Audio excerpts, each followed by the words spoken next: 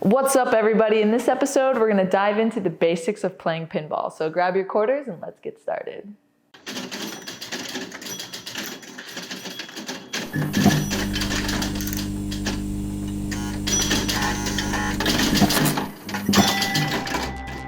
Let's go over the 5 P's of pinball. It's actually something I created for this episode to help beginners get started. Now, the first P is power. Is the game on or off? If you don't see lights or the displays on, then you run into the game is probably off. When a game is off, it usually means that it's down for repairs. How to tell if a game is on? Usually the display will be showing some video or some lights, and the playfield will also have the lights activated.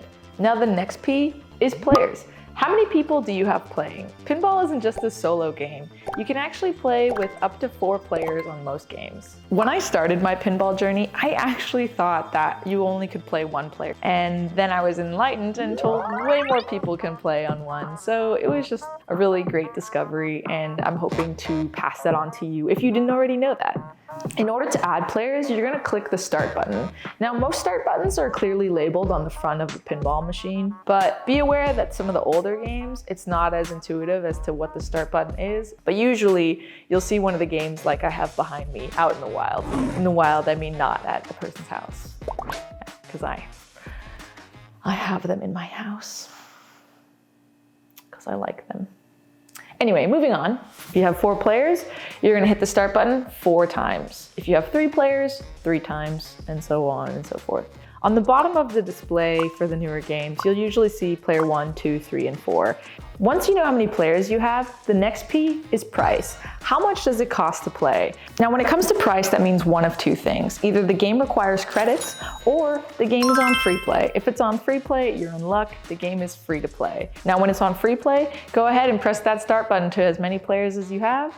If the game says credits and 0, it means there are no credits in the game. If it says credits and 1, that means you have a credit for 1 player. So if you have 4 players, you're gonna need to put in 4 credits. You can easily find on the display how much it costs. Another place to look if you're trying to figure out the price is the apron of the game. Usually there's a card that will indicate how much it costs to play. Now that you're all set up, the next P is plunge, but not this kind of plunger.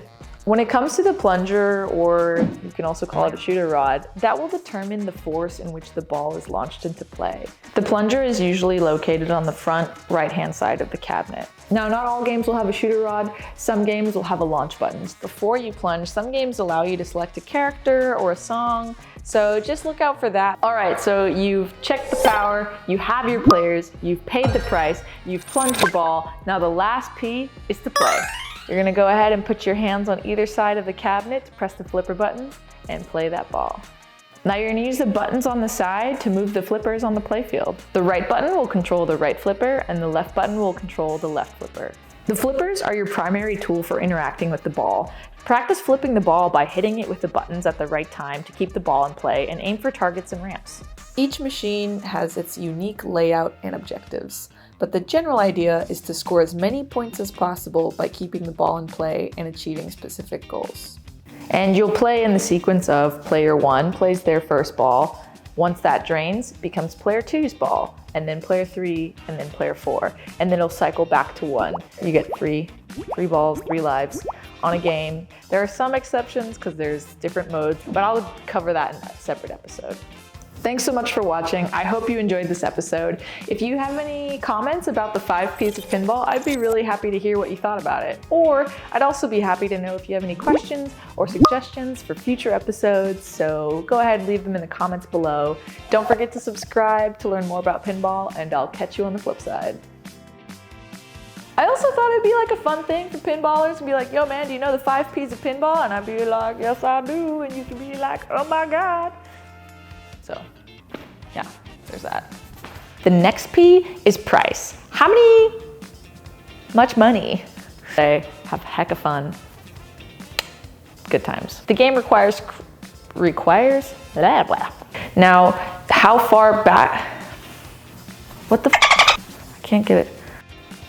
All right, I think that's it. That's all I got. That's all I got.